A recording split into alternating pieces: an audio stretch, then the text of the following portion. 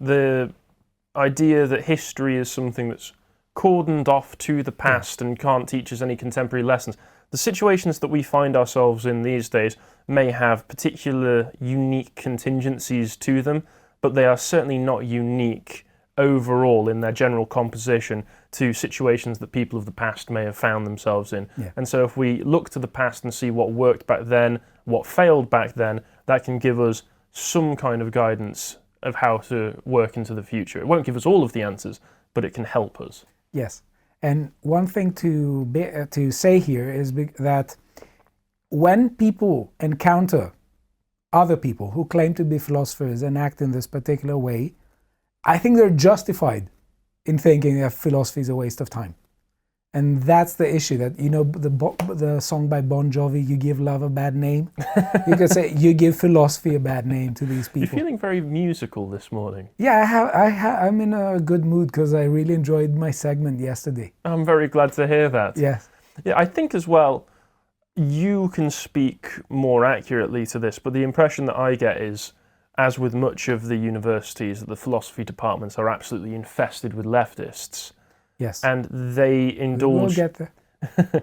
They indulge in a very indulgent style of philosophy, where it's all. I mean, a lot of philosophy is responding and adding to philosophers that came before them, but all of the philosophers that came before them seem to have been the kind who are more interested in filling word count than actually presenting interesting ideas in an engaging way. And so they're building on a tradition where what you're mainly trying to do is sound smart rather than be smart. Yes. I only disagree with one part, which makes it even more spicy and funny. All right, okay. I'm willing to bet that the majority of academics are not necessarily leftists in philosophy. Why am I saying this? I'm not saying that they're right-wing or something. I'm saying that the vast majority of them, I believe, are not political. It is just that they are afraid of the minority that runs the bureaucracy.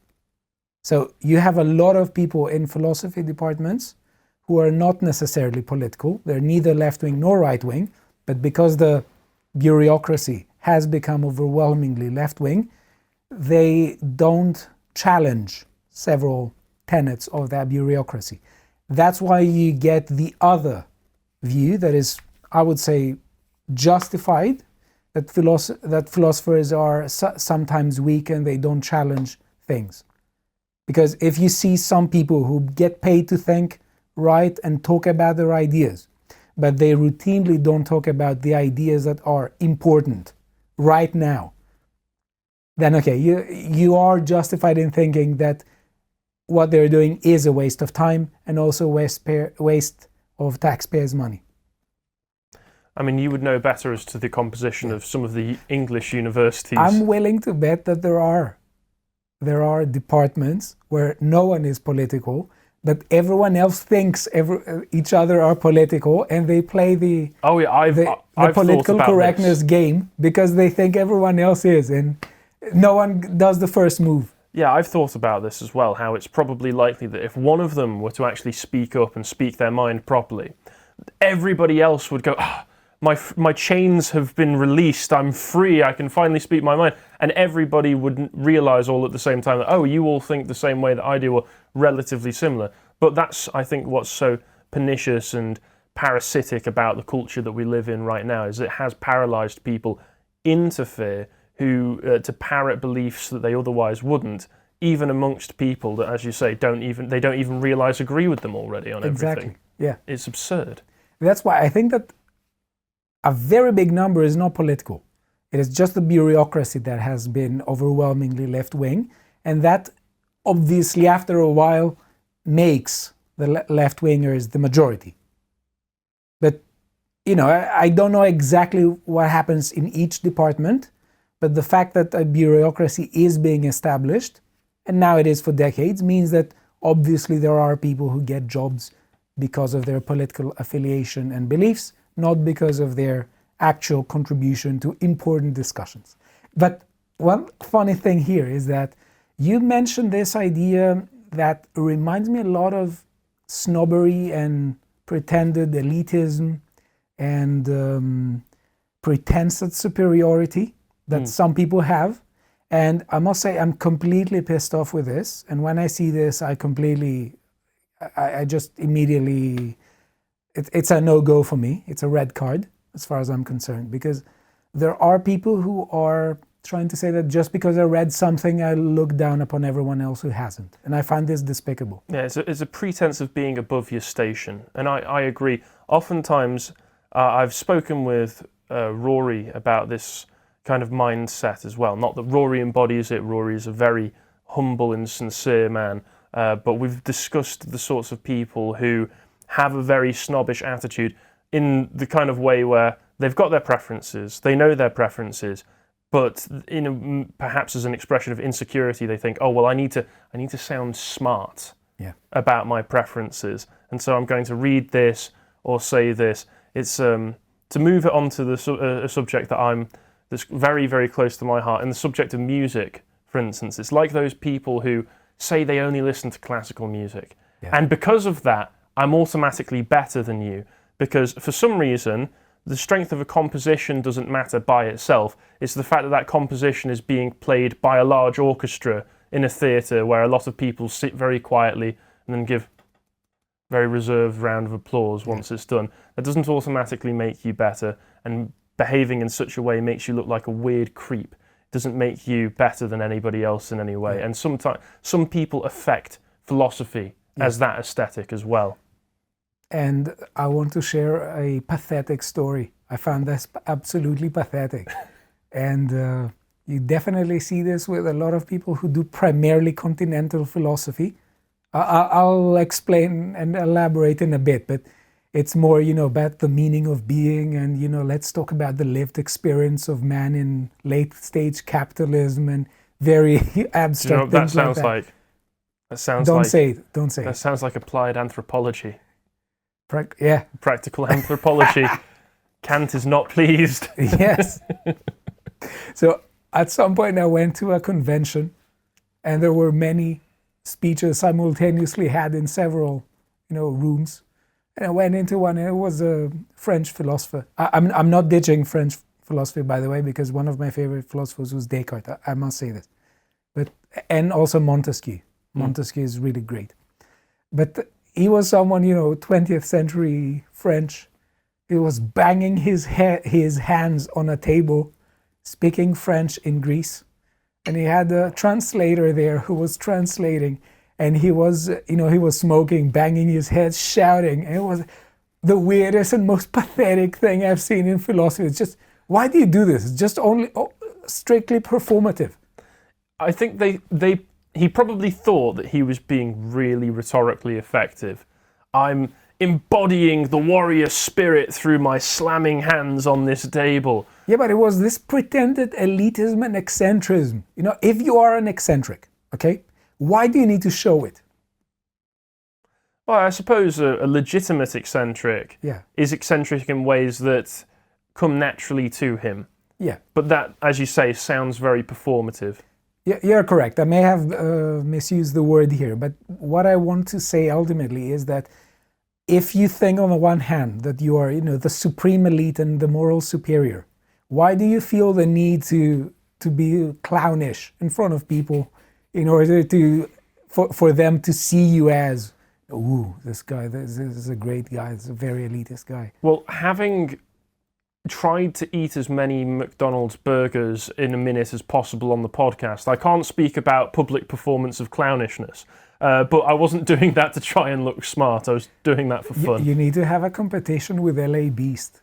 I didn't even get through one burger, so I don't think I'm going to do very well in a competition. Yeah, just sorry to say this, I don't know where, I've watched a video of someone eating an octuple bypass burger and in 4 or 5 minutes. Was this one of those heart attack shacks that they have in America? That's it. Or if you have a heart attack, you get your meal free. 20,000 calories.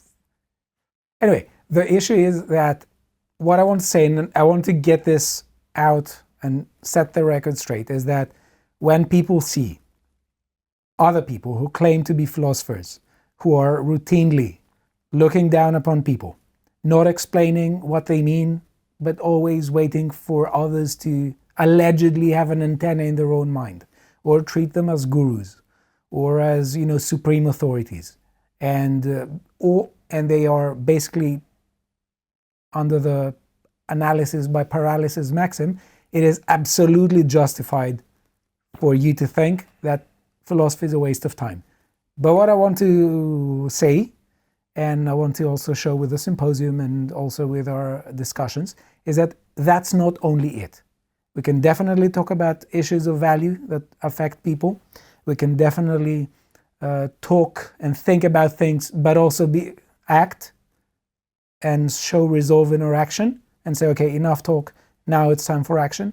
And we can definitely, and we don't have to do this disgusting pretense of looking down on people, because honestly this is silly.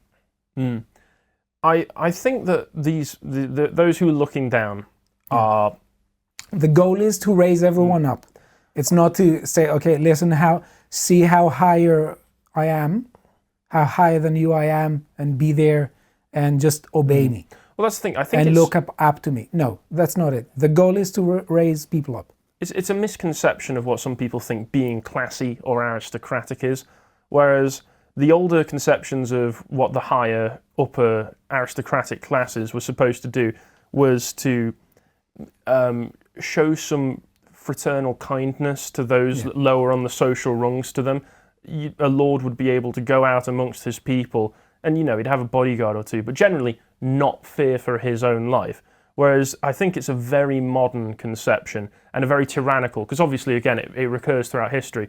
Like Aristotle said, and here's another way you can apply philosophy very well, because there are philosophers who, like Aristotle, were describing the situation that they saw around them and extracting the perennial truths from that, which is that a tyrant will surround himself with aliens, whereas a true ruler will surround himself with his own people. Yep. So if you think that it's being classy to denigrate those who are lower on the social classes than you, not for any specific reason, but purely because they're lower on the social classes to you, you are embodying the mindset more of a tyrant than a just ruler. Yeah. And it's also important to talk about philosophy in its historical context and show that a lot of the philosophers we're talking about, especially the further to the past we're going, they literally had a stake in their society and they were active members in it.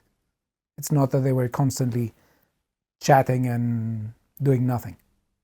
So let us move to some ideas about what philosophy is, to start giving flesh and blood to this being we're talking about. Okay, so the first thing to note is that if we were omniscient, we would not need it.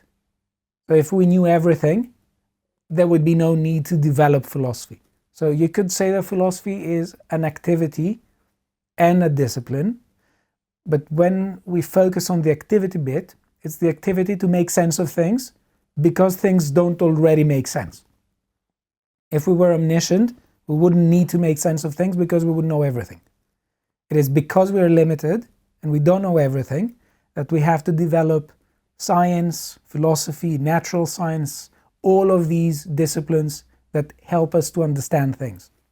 I could still see in that situation a point where some kind of philosophy, it would look very alien to us, but some kind of philosophy might come out of it, mainly because even if everybody is omniscient in having the same facts available and the same level of knowledge, there may still be differing opinions on how to apply it practically and what to do with that. So that there would be philosophy as debate club, but as you say, there wouldn't be all of these different branches of philosophy and it would look completely alien to us. Although a society in which everyone was omniscient would look alien to us anyway. I just can't even imagine it, because what would it, if we were omniscient, by definition we would know everything. So what would there be to debate? There would be no need for debate. There are still scenarios today where people can have the same set of facts and come to different conclusions with them of how you should use those facts and proceed with them. So I still could imagine in the abstract how it would be that people would come to differing opinions of how to use their omniscience. But still, it would be so completely out of anything I can imagine. I think maybe we are understanding the term in a different sense, because by omniscience I mean knowing literally everything. Mm-hmm. It's like knowing every fact. Whereas it seems to me that you're using it more like knowing something, and you say that two people can know something but interpret it in different ways. But wouldn't you say that these interpretations have also some assumptions that they also think to be true? And in that case, if they give different interpretations, their assumptions cannot both be true. One would have false assumptions at least. Well, even with complete omniscience, and would that also include the ability to correctly predict how a particular line of action would conclude? Yeah, literally. You know everything. Even then, I can see groups of malicious people deciding that they purposefully want to take the actions that will hurt other people and benefit them rather than aid everybody. Because if you were omniscient, you could obviously conclude the decisions which would aid everybody. Okay. There could still be vindictive people. I don't think that would be philosophy, though. Okay. I think we're maybe getting in the weeds here. Sadly, for better or worse, we're not omniscient. No. To watch the full video, please become a premium member at lotuseaters.com.